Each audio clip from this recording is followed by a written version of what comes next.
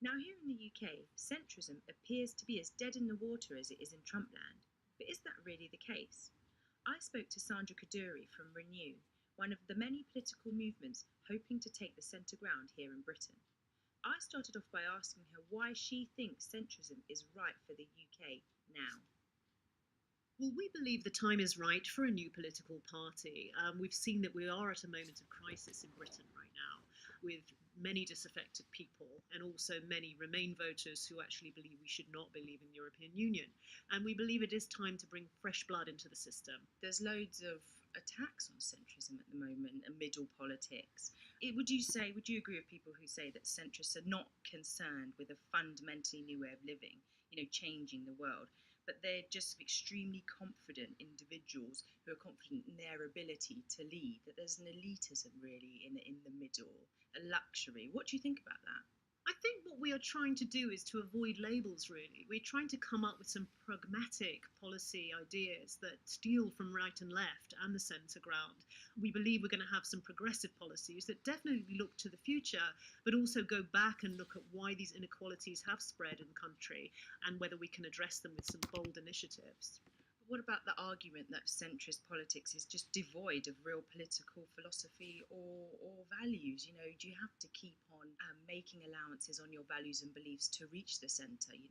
What is the vision really of the middle? The vision is really that we have to embrace the future. We have to be part of technology, environmental initiatives, prosperity. We have to help drive business, but we also have to bring along the left behind. And we have to accept that there have been some structural deficits in our country that meant many people haven't had enough opportunity. Now, whether we call that progressive, centrist, leftist, rightist, it doesn't really matter. What matters is that we actually talk to people and make sure that we're addressing their problems properly. And what are your views on the French President Macron, a former investment banker? Do you see him as a saviour of French politics? I think Macron tapped into something that was very much needed in French politics and French life. He really tried to help shape a new vision and basically say we do need something new in our politics, and also to sort of take a fresh look at the economics of things. And I think in that sense, he mobilized a movement that really snowballed, and it has given us some inspiration as well. So I think just breaking down this idea that we have these two-party countries with very old established parties, I think it's really important. And I think it does take some courage. And I think the French have a lot in common with us. And I think we should learn some lessons from France as we do from the rest of Europe. And is this the fight back from the middle? This is one of many initiatives. There's also a big one called More United, which is which is basically working with cross-party MPs to push through, in some ways, a similar agenda. Is this a fight back?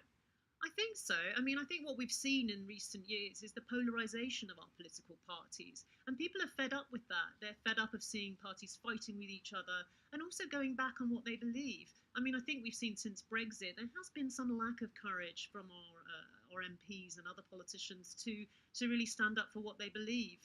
We know a majority supported staying in the EU. Now, apparently, they don't. And it is strange to see them speaking against their own convictions.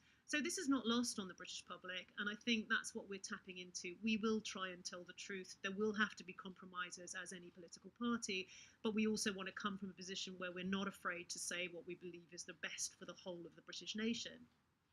A lot of people voted for Jeremy Corbyn, who's a left-wing candidate of the Labour Party in the UK. Lots of people voted for him because they felt like he really did stand by his convictions and that he had a vision. What would you say to that? I think we have seen the rise of Jeremy Corbyn since the last election. He is appealing to some aspects of inequality in the country that we've also taken note of, and I think that is really important to start to address that. I mean, there are various aspects of Jeremy Corbyn's vision that we think is not really appropriate for the future. I mean, we've heard him talk about NATO, or the UN, or the European Union itself, where he doesn't really feel we need to be in the European Union, at the heart of the EU, where we've had so much influence in recent decades. So for that reason, he really isn't the best person to represent Britain and its proper place in the world. Can you just give me some key examples of what you think kind of middle centrist politics has done for the UK and for the world? Many people say centre-right with Cameron led us into Brexit. Centre-left with Blair, you led us into an awful war in Iraq that many people didn't support, and the country's still suffering those effects right now. What really does centre politics do? I think centre politics is about the fact that people understand that there are mixed societies and you can't necessarily come from one position or another and make sure you're taking care of everybody. And can you tell me a bit about your background? Why are you part of this movement? Why was it really important for you? Well, there's two things. One, I've worked in conflict areas my whole life, usually on behalf of the UK government, and I've seen what instability, what hatred, poverty can do to societies and conflict. And I really want to make sure that I can carry on representing the UK around the world. But I've seen my own country falling apart. And having an identity crisis. So I can't carry on working in conflict areas when my own country is in some kind of conflict. At a personal level, I'm Iraqi Jewish. My family came here with nothing back in the 60s and have built themselves up in Manchester from nothing. So it is really important to me, having my Jewish background, that I understand very much what discrimination means. And it actually really matters to me that everybody can live together in tolerance and peace and with equal rights and justice. And I've always loved the UK for those reasons. And I want to make sure that we carry on being that country I'm proud of.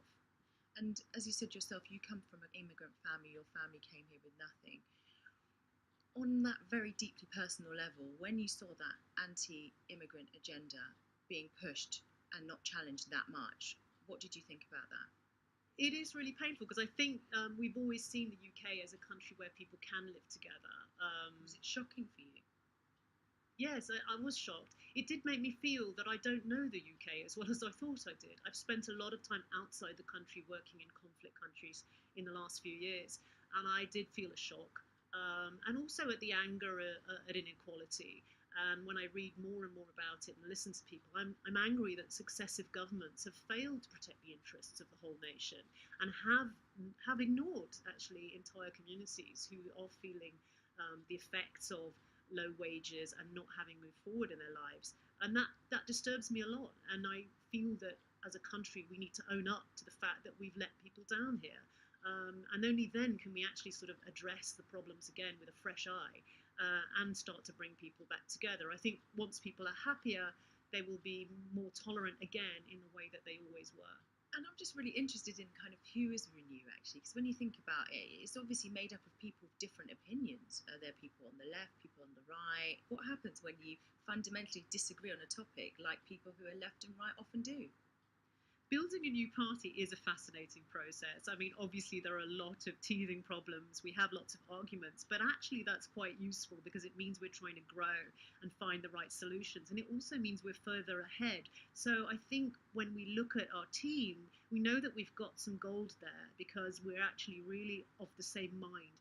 We have actually been talking to some politicians in the United States and in Europe, but we hope to build on that as we go forward. It's my firm belief that other countries, especially in Europe as well, are facing some similar problems to us. So we might find that some solutions come out of Europe.